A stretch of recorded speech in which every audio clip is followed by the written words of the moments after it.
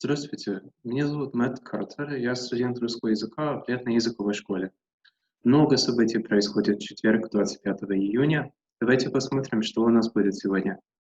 Есть клуб арабского туризма, корейский фильм и известное выражение, клуб китайской каллиграфии и клуб китайской кухни.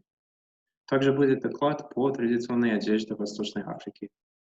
Есть 4 русских клуба «Готовим дома», «Праздник каждый день», «А не пора ли нам подкрепиться» и развлекательные разговорные игры.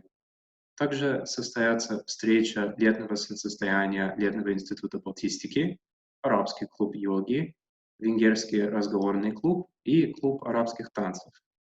Вот это то, что я называю насыщенным днем. Я желаю вам всех замечательного четверга. Приходите еще раз завтра услышать про все мероприятия, которые проведутся в пятницу.